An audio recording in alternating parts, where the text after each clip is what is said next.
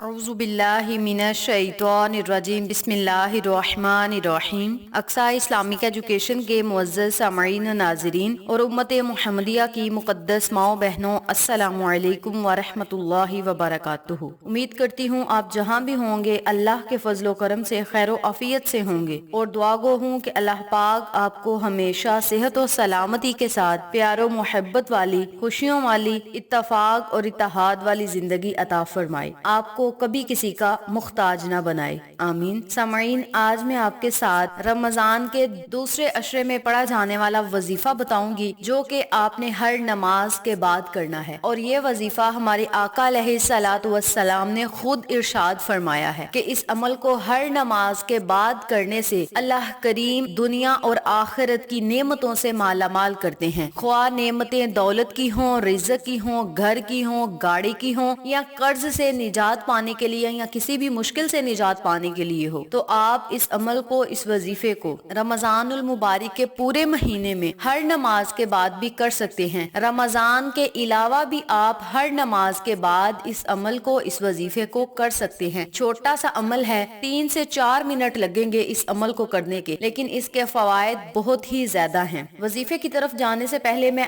آپ کے ساتھ استغفر اللہ، استغفار کی فضیلت آپ کو بتاتی ہوں۔ بہت سی قومیں ایسی ہیں کہ اللہ تعالیٰ نے ان کی توبہ کرنے کی وجہ سے ان پر عذاب کو ٹال دیا، یعنی ختم کر دیا۔ سورۃ یونس میں اللہ تعالیٰ نے حضرت یونس علیہ السلام کی قوم کا ذکر فرمایا۔ عذاب ان کے قریب آ چکا تھا اور انہوں نے اپنی آنکھوں سے عذاب دیکھ لیا تھا، لیکن اللہ تعالیٰ کی طرف سے انہیں توفیق ہوئی اور ساری قوم اپنے گھروں سے باہر نکل آئی اور اللہ سے رو رو کر، گڑ گڑا کر توبہ کی، تو اللہ تعالیٰ نے ان سے عذاب کو ہٹا دیا، یعنی ختم کر دیا۔ حضرت محمد صلی اللہ علیہ وآلہ وسلم کا ارشاد ہے، رمضان کو اس لیے رمضان کہا جاتا ہے چونکہ یہ گناہوں کو جلا دیتا ہے، یہ مہینہ گناہوں کو جلا دیتا ہے، اس لیے اس مہینے کو رمضان کہا جاتا ہے۔ تو آپ سب سے گزارش ہے کہ رمضان کے مہینے کی قدر کریں، رمضان کے مہینے کی ایک ایک گھڑی یاد الہی میں گزاریں، اللہ سے اپنی بخشش کا سوال کریں۔ اس عشرے میں اللہ سے رو رو کر مانگیں، گڑ گڑا کر مانگیں کہ مولا ہمیں بخش دے، ہمارے گناہوں کو معاف فرما، ہمیں جہنم سے آزادی دے، مولا جہنم کے عذاب سے بچا، حشر کی شرمندگی سے بچا۔ اس طرح آپ نے اللہ تبارک و تعالی سے خصوصی دعا کرنی ہے۔ انشاءاللہ اللہ کریم آپ کی ہر دعا کو سنے گا، قبول کرے گا اور آپ پر اپنی رحمت بری نظر کرم جمائے رکھے گا۔ توبہ استغفار اس مہینے کے اہم ترین مقاصد میں سے ہے۔ جس شخص کی توبہ قبول ہو گئی اور رب نے اسے بخش دیا، وہ رمضان کے فضائل و برکات سے محفوظ ہو گیا۔ رسول پاک صلی اللہ علیہ وآلہ وسلم ہر لمحہ توبہ استغفار کیا کرتے تھے، تو جب ہمارے نبی ہر وقت اللہ سے توبہ کیا کرتے تھے تو ہمیں بھی ان کے نقشہ قدم پہ چلنا چاہیے۔ وہ تو گناہوں سے پاک تھے، پھر بھی اللہ سے توبہ استغفار کا ورد کرتے رہتے تھے، تو ہم لوگ تو پھر بھی گناہ گار ہیں، ہمیں اپنے گناہوں کی بخشش کروانے کا موقع ملا ہے، اور یہ موقع زندگی میں بار بار نہیں آتا۔ ہو سکتا ہے اگلے سال ہم زندہ ہوں یا نہ ہوں، اس لیے ہمیں موقع ملا ہے۔ ہمیں چاہیے کہ اللہ تبارک و تعالی سے اپنی آخرت کو بہتر بنانے کے لیے دعائیں کریں۔ حضرت عبداللہ بن سامت بیان کرتے ہیں کہ جب رمضان آیا تو سرور کائنات صلی اللہ علیہ وآلہ وسلم نے فرمایا، تمہارے پاس رمضان آ گیا ہے، یہ برکت کا مہینہ ہے، اللہ تعالیٰ تم کو اس میں ڈھانپ لیتا ہے،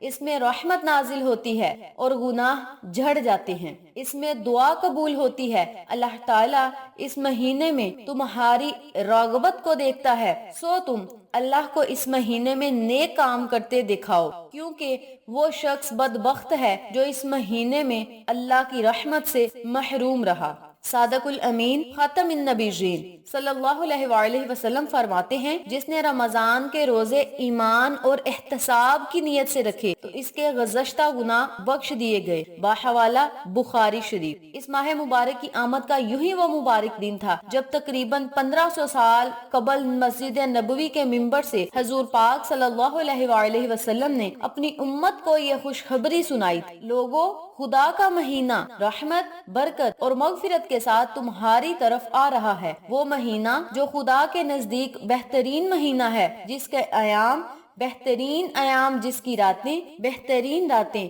اور جس کی گھڑیاں بہترین گھڑیاں ہیں۔ اس مہینے میں تمہاری سانسیں ذکر خدا میں پڑھی جانے والی تسبیح کا ثواب رکھتی ہیں، تمہاری نیندیں عبادت، اعمال مقبول اور دعائیں مستجاب میں اپنے پروردگار کے سامنے سچی نیتوں اور پاکیزگیوں کے ساتھ روزے رکھنے، تلاوت کرنے کی توفیق کی دعا کرنی چاہیے۔ وہ شخص بڑا ہی بدقسمت ہے جو اس عظیم مہینے میں خدا کی ان برکات سے بہرمند نہ ہو سکے۔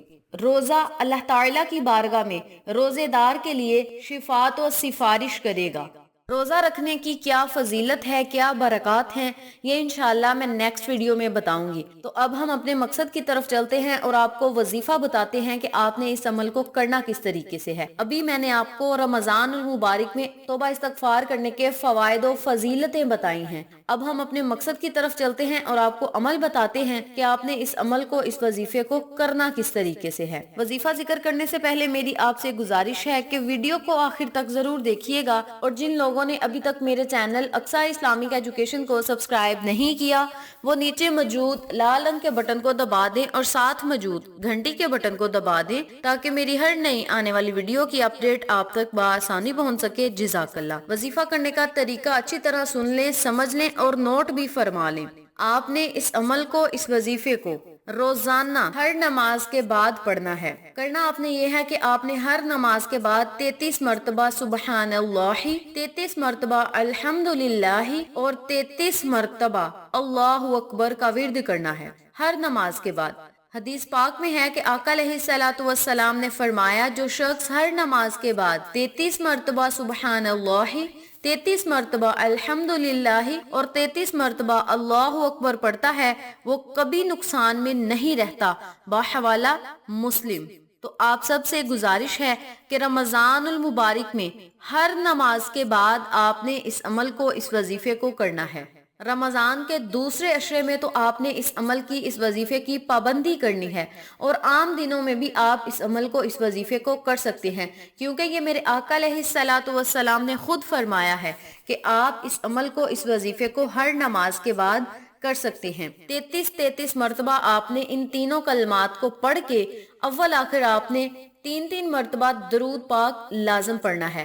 جب آپ اس عمل کو مکمل کر لیں تو پھر آپ نے چلتے پھرتے، اٹھتے بیٹھتے، کام کرتے توبہ استغفار کا ورد کرتے رہنا ہے، کلمہ طیبہ کا ورد کرتے رہنا ہے۔ توبہ استغفار کی آپ تسبیحات زیادہ سے زیادہ دوسرے عشرے میں کریں۔ استغفر اللہ، توبہ استغفار، استغفر اللہ ربی من کل ذنب واتوب الیہ۔ ان تسبیحات میں سے جو آپ کو آسان لگے آپ پڑھ سکتے ہیں۔ اول آخر درود پاک پڑھ کے جب آپ نے بارگاہ الہی میں دعائیں کرنی ہیں تو اللہ کریم آپ کی ہر دعا کو سنے گا، قبول کرے گا اور آپ پر اپنی رحمت بری نظر کرم جمائے رکھے گا۔ اور جس بندے نے روزہ رکھا ہو اور ہر نماز کے بعد یہ وظیفہ کرے، توبہ استغفار کا ورد کرے، تو روزہ خود اللہ سے آپ کے لیے سفارش کرے گا، شفاعت آپ کی کرے گا کہ مولا یہ بندہ جو تجھ سے مانگ رہا ہے اسے عطا کر، رزق دے، دولت دے، کاروبار میں ترقی دے، جو بھی مانگ رہا ہے مولا اسے وہ عطا کر دے۔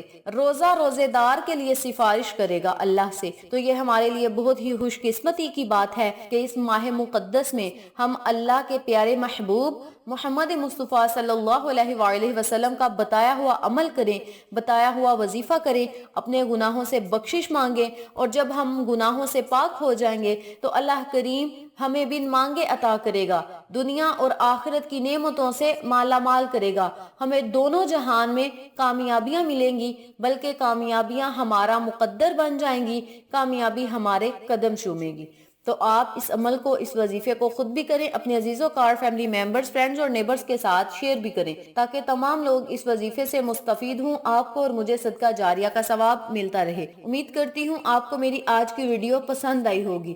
ویڈیو پسند آئے تو لائک کریں، شیئر کریں، چینل کو سبسکرائب کریں اور ساتھ موجود بیل آئیکن کو دبا کے آل نوٹیفیکیشن پہ کلک کریں تاکہ میری ہر نئی آنے والی ویڈیو کی اپڈیٹ آپ تک بآسانی پہنچ سکے۔ اپنا بہت سارا خیال رکھیے گا، اپنی دعاؤں میں یاد رکھیے گا۔ انشاءاللہ پھر کسی نئے وظیفے یا اچھی معلومات کے ساتھ آپ کی خدمت میں حاضر ہوں گے۔ تب تک کے لیے اجازت دیں۔ السلام علیکم ورحمۃ اللہ وبرکاتہ۔